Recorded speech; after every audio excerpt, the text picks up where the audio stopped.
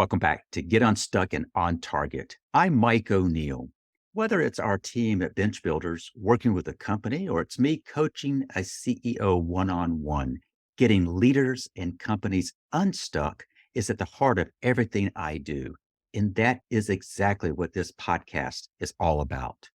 Each week, we bring you incredible guests who share their hard-won experiences of getting themselves or others unstuck, back on target, and moving forward. I hope it gets you unstuck as well. I'd like to first thank Teresa Harris of Harris Smarter Marketing Group for introducing me to today's guest. Joining me is Steve Fisher. Steve is a founding partner of Strategy Partners Group. He is, in short, a corporate strategist. He's got a great background, and I think you, the listeners, will enjoy learning a bit about how he got to where he is and how he helps his clients.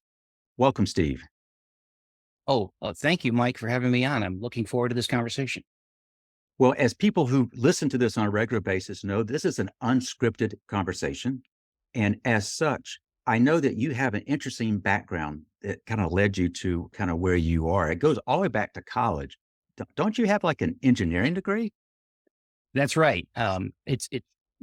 My professional arc is pretty varied and interesting, and as in all of our cases, it explains who I am today. I started as an engineer.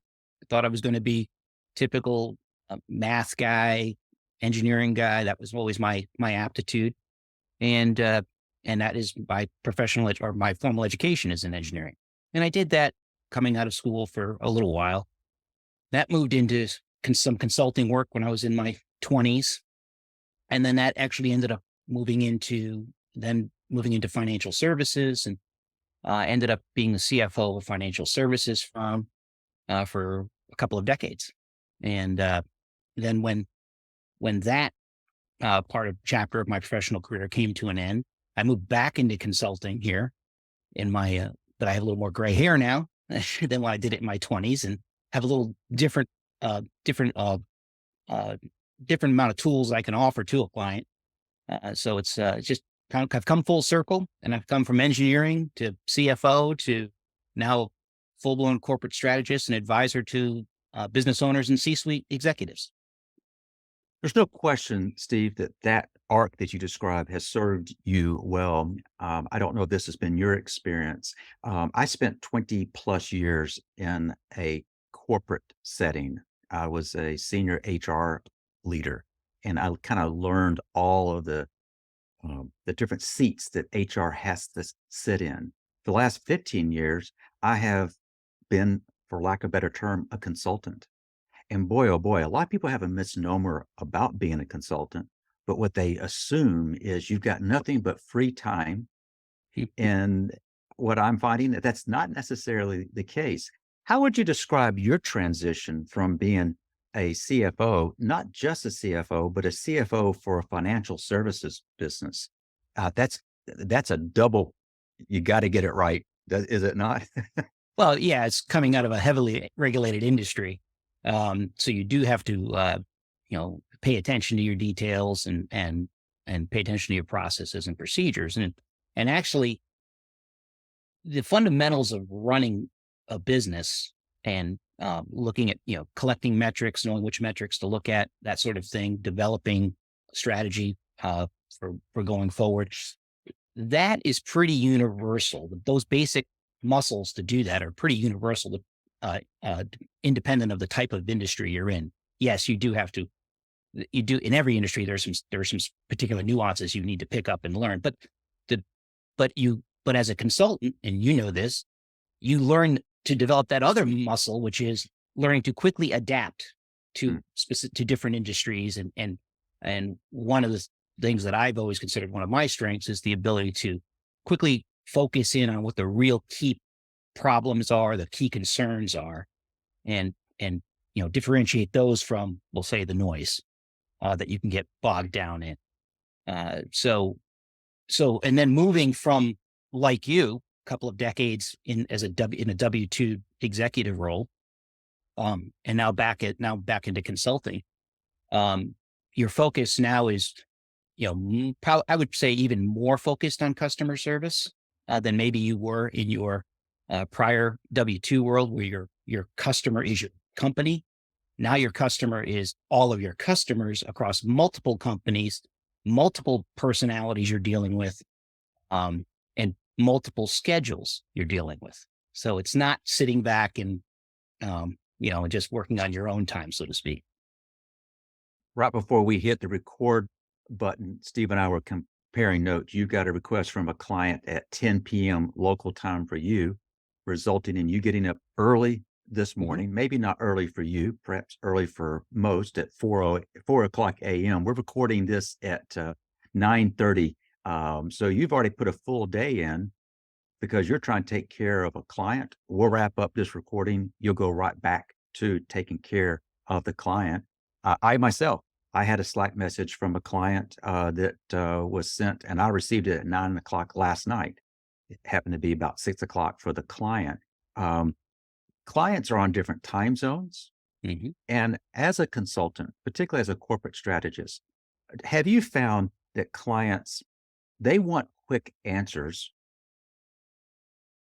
but some of the questions they're asking are there are no easy quick answers, are there not? So you've been up for hours working on a response here. Is that typical, the kind of request you get from clients? Well, let me push back on something you just said. I would say they don't necessarily want a quick answer. They want a quick response. They want Ah, they want a they want an acknowledgement that you've heard them. mm, Um, and then yes, you want to get them an answer as efficiently as possible, but you need to make sure it's the correct answer. And I have found that most clients, they're people, and what they really appreciate is you responding to the request in a timely fashion. And if you don't have the answer at your fingertips, explaining to them that yes, okay, I don't have it. Just being very honest about it, saying I don't have it right now. Let me research it. I'll know this afternoon, or I'll know tomorrow morning for you. And then as you know, as a consultant, the number one thing is do what you say you're going to do. If you commit to that deliverable, deliver it. And if you're not going to make it, make sure you contact them before it was due. No surprises, right? We don't want any surprises in the worlds we live in, because there's enough that come our way that are not of our own making. So, Steve, I'm glad you clarified something because you said something pretty powerful a moment ago, and that what is critical. This is true for everybody, but when you're working with clients, clients want to be heard, and acknowledging the request is a form of being heard. mhm. You work with business owners and key business leaders. Is being heard something that kind of permeates in your own consulting practice? Do you see that time and time again?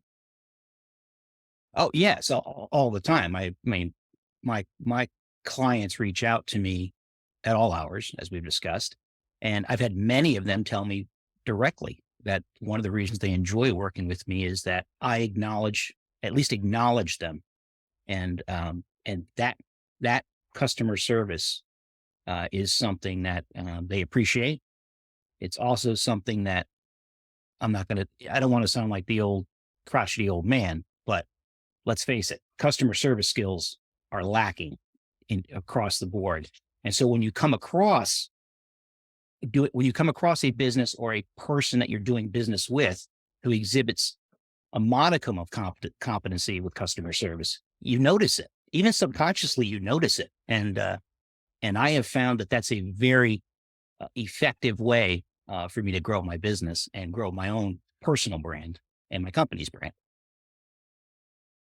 You shared a few minutes ago that you have a knack that you're able to kind of leverage your natural inclinations from an engineering operations standpoint and financial to cut through the noise and get to the root issue. What have you found is the approach you take to cut through the noise? What works for you to get there? Well, at the risk of hijacking part of maybe where you wanted to go with this conversation, let's just talk about moving from a tactical problem solving mindset to a strategic problem solving mindset. And as the title of your podcast is, getting unstuck. One big way that businesses get stuck is they can't make that transition from Mm. tactical problem solving thinking, or as we call it commonly, firefighting, Yes. to to longer term strategic thinking. Um, and and so a lot of what I do as a corporate strategist is help those businesses move from one way of thinking to another. Now, specifically, once we once we do the analysis and once we come to an agreement with the client about these are the long term strategic goals, these are the steps that we will take to get there, and that's all part of a structured growth plan. Is part of what I do, and we can always chat about what the differences between a structured growth plan and a plan is.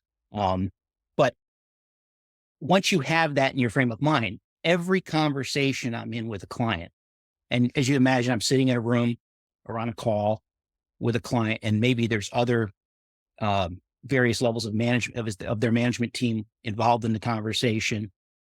And as I'm listening to them to discuss things back and forth, what's always going through my mind is how is whatever they're talking about moving the ball toward the goals that we set at a strategic level. Yes. And if it's not, it's noise. It doesn't mean that it's not important. It doesn't mean it doesn't need to be taken care of. It often does. But it's important that I highlight to them that what is tactical thinking and tactical problem versus what is a strategic problem. And just by simply highlighting that, oftentimes business owners will pause, and I can see the light bulb go off. And they're able to tell, let's just say they're speaking to a junior level executive, and they'll say, that's important, but let's focus back on what we're talking about here. And we'll address that in a moment. That type of thinking. So when we talk about getting unstuck, I would say that there's a great example of how companies can get stuck in making that move. So I appreciate your offering that as an example, and that as you see, oftentimes clients get stuck in the tactical and don't necessarily know how to transition to the strategic. You mentioned that if the CEO or owner grasps this, then they can be very, very influential within the organization to kind of keep that focus on those strategic uh, initiatives. You used a term a few minutes ago that I'd like to follow up on, and that is when you're looking at developing strategy for its own self is not what you're trying to do. You're trying to hit certain targets. You referred to the ideal being a structured growth plan. Mhm. Can you elaborate on what you mean by that? Sure. When we talk about in well, you're as a consultant, this should resonate, and any other consultants listening out there or people who've dealt with consultants. We typically, when we begin talking to a client or a business owner, we ask at some point in the conversation, we're trying to gauge where do they want to be 5, 10 years down the road, right? And we always ask that question. And I do it too in some format. But that is important. But I only ask that question to get to the next question, which is what do you need? What do you feel you need to be doing within 6 months to get there? Mm. What is the concrete thing your business or you personally need to be doing in 6 months to get where you are and where you want to be in 5, 10 years? Most business owners, unfortunately, can't answer that question with a degree of specificity. Mm.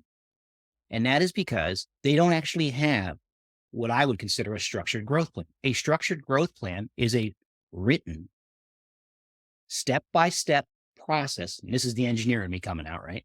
Yep. Step-by-step process with measurable targets, metrics, that lead you to where you said you wanted to be.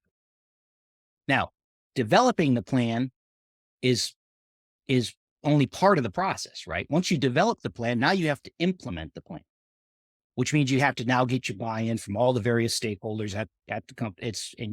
And this is also a process that has to be done. And then once you have made the entire organization aware of the plan and why it's important and why it will achieve the strategic long-term goals of the owners, and benefit everybody. Now you have in the implementation is you have to help them develop their own muscle memory in executing the plan. And that it can include things like a certain meeting cadence. Now I hate meetings. Mm. Okay. I can tell you that. So, which is probably a good thing because then that means that any meeting you have with me is typically very, very short and very pointed. And in fact, quick side note, I've actually been in meetings that I've run where I've taken all the chairs out of the room. So everybody has to stand when we have this conversation because we're not sticking around having a chit chat. So my point is going back to structured growth plan. So a structured growth plan is a written plan. You write things down because we all know that when you the act of physically writing something down embeds it deeper in your subconsciousness. You begin to live that model, live that plan. And now you have to export that plan throughout the entire organization. And so once you have this step-by-step plan, now you'll miss targets as you go. This is life. Things happen. Unforeseen things, pandemic happens, these things. But at least if you have a structured plan in place, you can then adjust it as needed as you go. You're not ripping the whole thing up and starting from ground zero. You're probably not going to change your long-term goals. You probably are changing the timing. You might change what assets are needed to be obtained to get to that goal. And that's part of what we do, especially on the operational finance side. And to achieve it, but I can't stress enough the value of having a written plan. I was talking to a gentleman, business owner, small business owner, fantastic guy. And I asked him this question. I said, we were talking about structured growth plans. I said, do you have a written plan? And to his credit, he opens up his wallet and he pulls out this piece of paper that'd been folded about 1,000 times and was probably 5 years old and fallen apart. Mm-hmm. And he actually had a written outline that he kept on him of how he was going to get where he wanted to go. Now, at least it was there. The man had thought enough about it to take the time to write it down and carry it around with him and adjust it as needed. I've never seen anything like it, but it's a physical representation of what I'm talking about. And we unpack that a little bit. Let me see if I heard you correctly, Steve. And that is a structured growth plan must be written. Yes. It needs to spell out in step-by-step detail. It needs to have clear metrics. And what I think I understood you to say is having a plan is not a strategic plan. It's executing to that plan. And what I heard you say is to execute to that plan, you've got to kind of keep a time horizon. What is it we've got to do? You mentioned in the next 6 months in keeping with that plan. Where do you find, Steve, that organizations, they go to the effort of developing a plan, it's written, there's metrics built in, there's an effort to try to communicate that plan, but it kind of goes off track. What oftentimes triggers a plan getting off track? Well, it could be a number of things, but one big one is lack of accountability. One of the things I didn't mention, but probably I should have mentioned is when you go to the trouble of writing that plan down and establishing metrics and goals and intermediate targets and all of that, you also have to put in the plan specifically who is going to be responsible for this piece and who is going to be responsible for this piece. And how am I, as the business owner, going to measure their progress towards those goals? And then how am I, as the business owner or organization, going to hold them accountable to achieve those goals?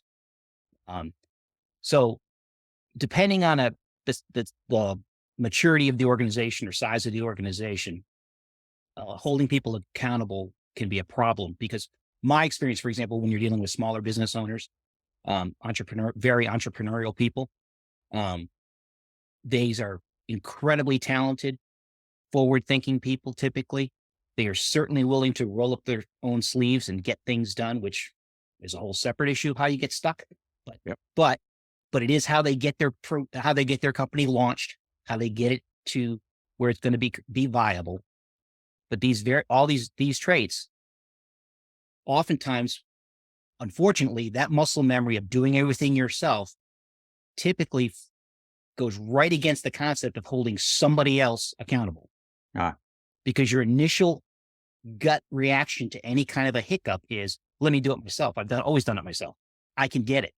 I just had a conversation with a client this week, and I say this all the time to clients, but this fresh in my memory. I just said to her, I said, just because you can do something doesn't mean you should do something.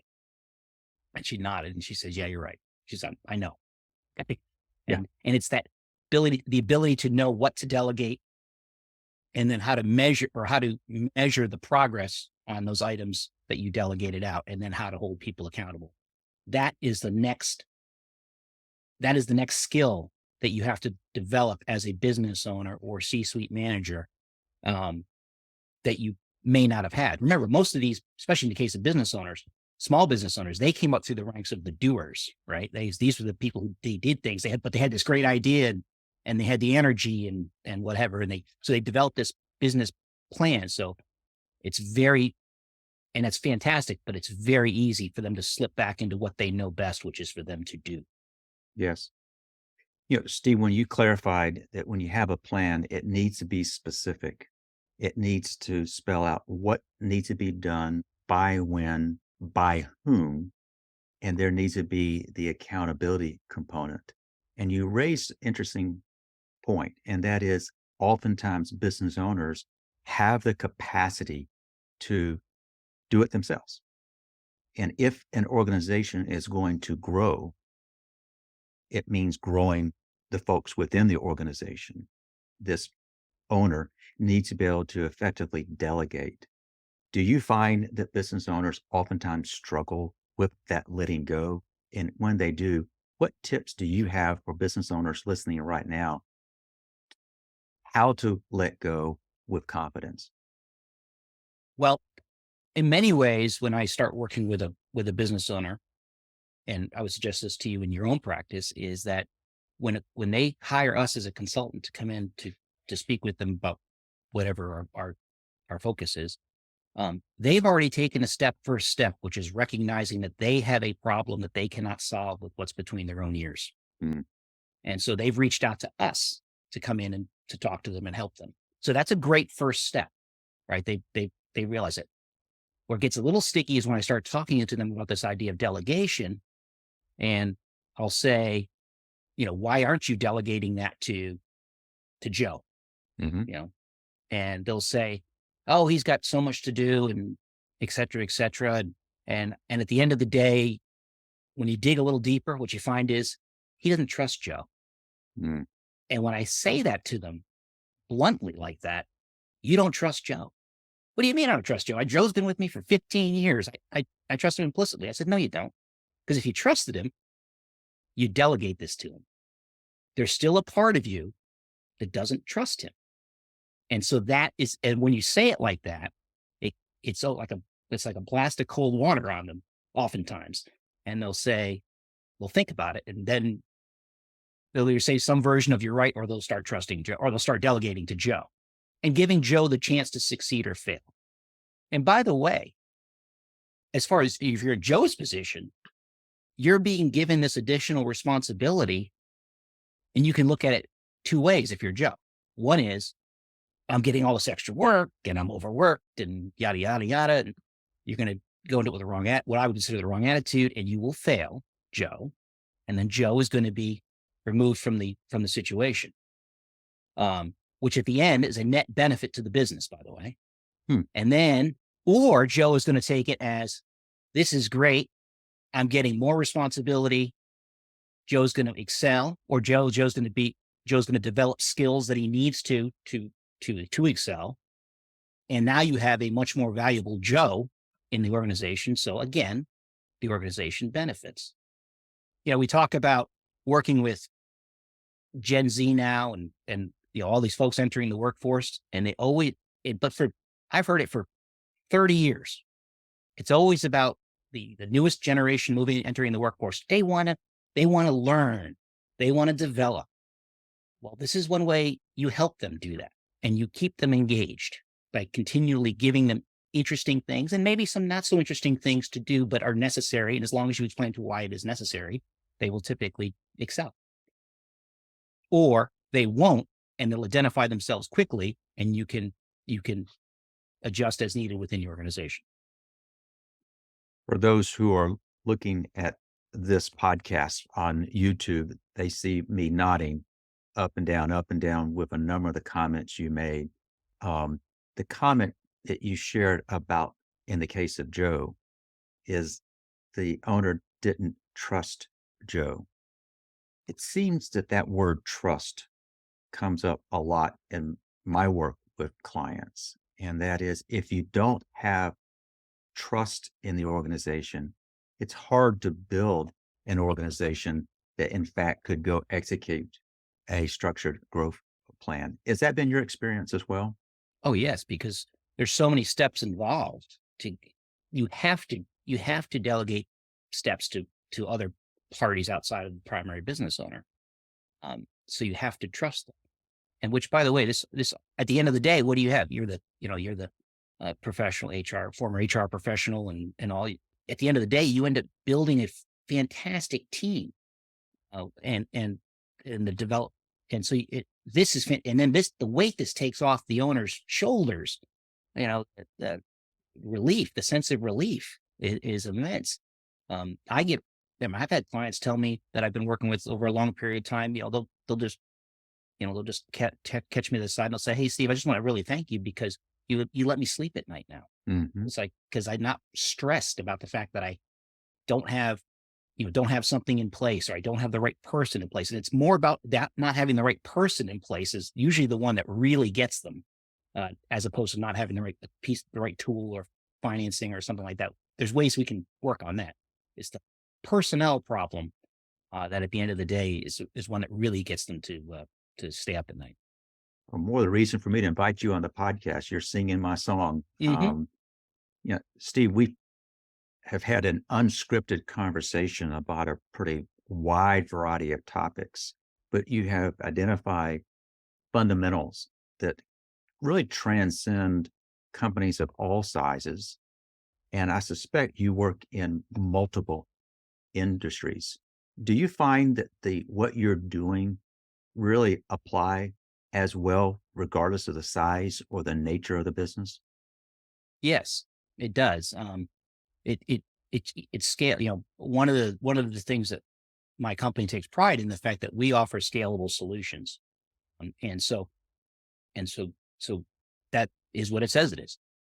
What I'm offering, my guidance, I would offer to a smaller business, mid-sized business owner, to a larger multi-location corporation.